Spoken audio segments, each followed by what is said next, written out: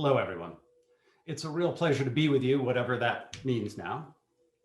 Fortunately, there is no time for an About Us slide, but I did want to include my contact information if you have any questions or would like to connect. I also wanted to prove to you that there was a time before the pandemic where I did look vaguely professional. Now, as we go through these agenda points, keep your eye out for a central theme, which is how barriers are falling for us as people, as consumers, as employees, and for organizations. Now, in the middle of last March, I put a survey out into the field that was about how companies and marketers were reacting to the pandemic.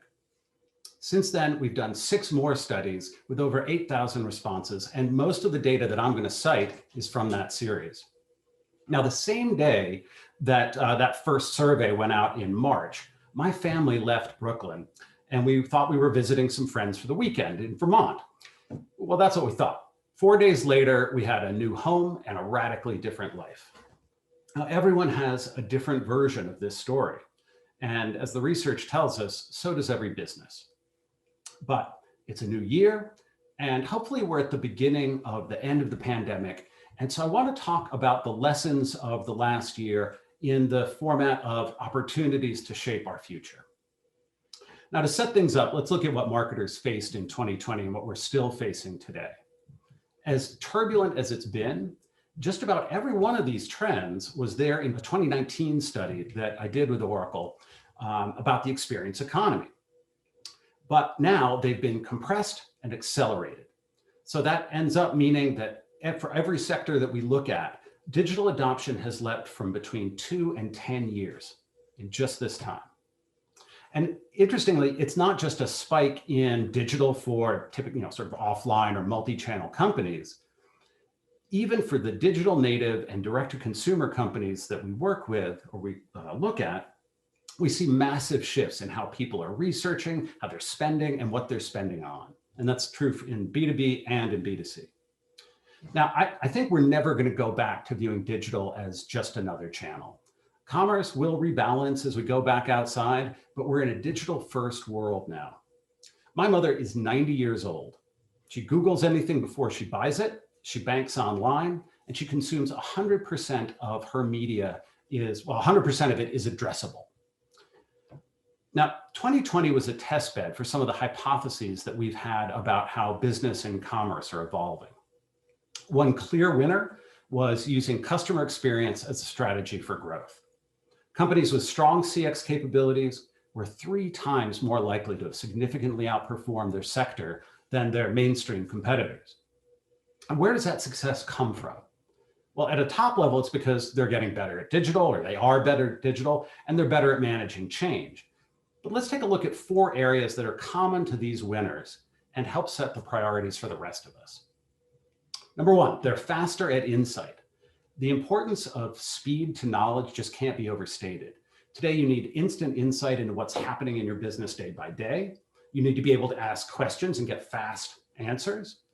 And you need to at least start evaluating how your data is constructed to get ready for predictive analytics to find out what you don't even know the questions you should be asking.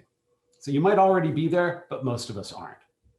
Now, not surprisingly, these winner organizations are much more likely to be using automation in their analytics practices. They're also good at experimentation. Predicting the future is hard, and we're usually wrong. A better approach is to be able to use those fast insights we were talking about to come up with hypotheses and test them in the field. Now, the winners are also using cloud-based marketing platforms, not by themselves usually, but in conjunction with other marketing technologies. We see correlations with better workflow and data integration across legacy tech, which is the classic 2 problems, especially as companies get larger. Down the line, we see higher retention rates and better revenue per customer. And that speaks to them being able to use data more effectively. Now, finally, the winners are more likely to have defined marketing operations groups. Now, whether you call it that or not, it's a specific team that's tasked with efficiency. And they take ownership of some of the most thorny areas in marketing: data management, data governance, MarTech integration, and getting the most out of their technologies. The key is that a good marketing operations group makes things run smoothly, and it improves the performance of the rest of marketing by ensuring that they're getting the right data, they have the right tools, and the right support. 10 months ago, fewer than 1 in 3 marketers worked remotely, at least 1 or 2 days a week. When we asked them again in October what they expected for their sort of post-pandemic life, that figure had risen to over 80%.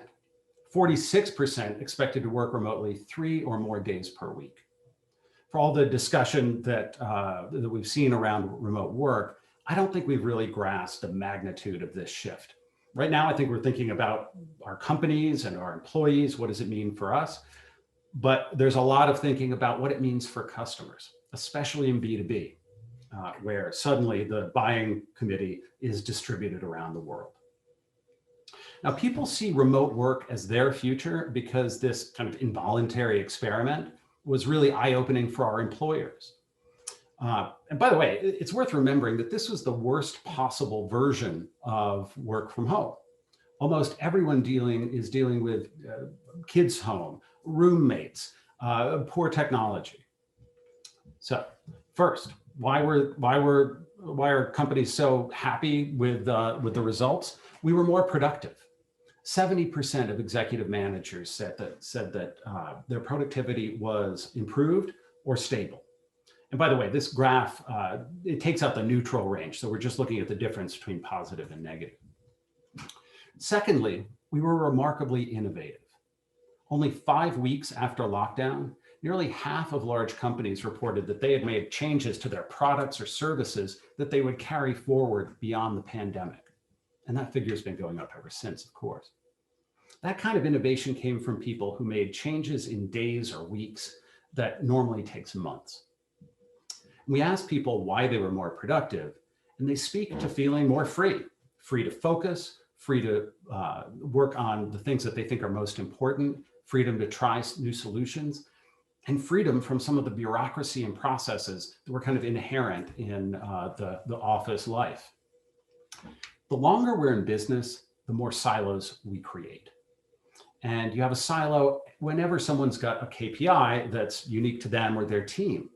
You can be on a product team with the person next to you, but if your KPI is net promoter score, say, and their KPI is improving conversion, you've got 2 very different and sometimes competing silos.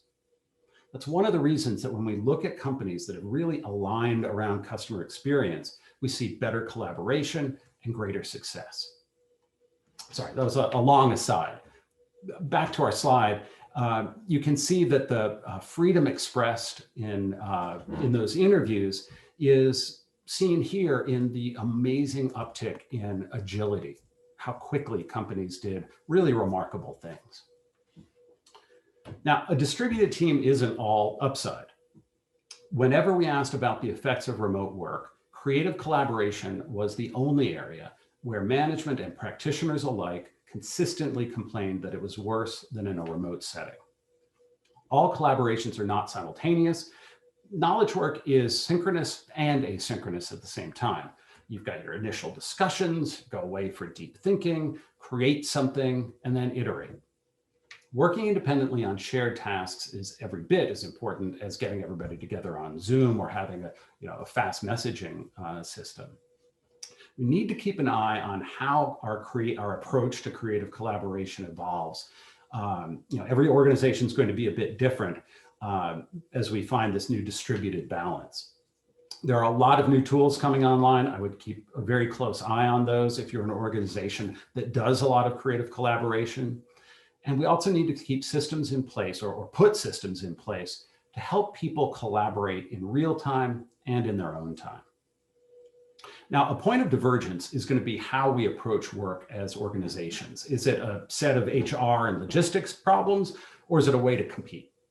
About 2/3 of companies say that they're going to have a hybrid approach when lockdowns end around the world, but only the most traditional cultures say that they really prefer to have people in the office, about 35%. Now, this table calls out the distinctions that are below that surface, because it sounds like, oh, well, everybody's going back to hybrid work. It's not the case. Figure out, who is it that decides what that right mix is? Are you going to attack burnout or encourage it with an always-on culture? It's very easy to fall into that second one. And the smart companies are going to work to avoid that. Are you measuring results or are you measuring time? We've seen a huge uptick in monitoring software. That is not how I'd be spending my money. And finally, is remote work seen as a productivity play or is it about efficiency?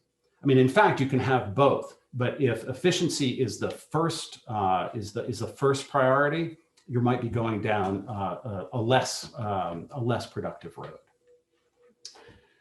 So thinking about people, we've been asking marketers to adapt to a changed market, to replace lost revenue with reduced funding and reduced media budgets, severely reduced media budgets. And they have to do it with the team that they've got today. We see hiring is still essentially frozen. Even though this is maybe the best time for acquiring hard to find talent that we'll ever have, but few companies are in a position to take advantage, at least not yet. It's an enormous opportunity, but if you're not there yet, think about taking advantage of our most agile resource, which is our existing teams. We've seen an enormous uptick in people pursuing new skills and honing the ones they've got on their own. I think they want to feel some control over their careers. So help them. Lean on your learning and development teams to make sure your marketers have the guidance and the support they need. Every company bemoans its lack of digital skills, but few are taking the easiest and cheapest path to improving them. Now, jumping back to 2019 and that study that we did together with Oracle. At the time, we asked executives what they wanted from their customer experience, what word captured it. And the word that rose to the top was effortless. Now, CMOs told us that it was really challenging to get their organizations, sort of outside of marketing, to understand that effortless CX doesn't just mean a faster user experience. To be truly effortless means understanding the deeper friction that a person feels around an action or a purchase. Are they making the right choice? Can they afford it?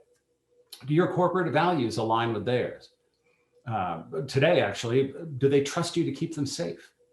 These are all very important parts of the experience, but most companies have very little insight here. Only about 1 in 4 have a good grasp on the friction points in their conversion process and their customer journey, and even fewer have insights into the customer's mindset.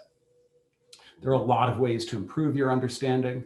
You could start with digital signals like time spent and content viewed and abandonment. You can record online sessions, do analysis with your customer service teams. And at the highest level, you can do customer interviews and ethnographic research. No one has ever conducted this kind of research and not come away with profound learnings about their customers.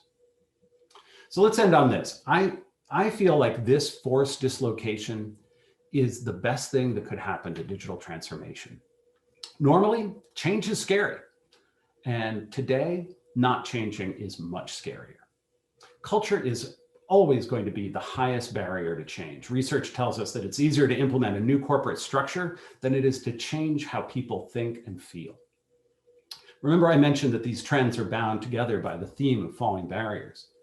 Our literal divisions don't divide us as much in a distributed environment. It's easier to create cross-functional teams now that we're not sitting in groups. And people are recreating processes to make sense of this new way of working. I think this is an opportunity for a more effective way of doing business, but it's unfamiliar and it's less hierarchical. There's going to be a real challenge for the more traditional business cultures, but we have to overcome our uneasiness, our fear of uncertainty, to foster a culture that's really good at learning and adapting. I've included a takeaway slide for reference, but that's all the time we have. Thank you very much and have a great rest of your day.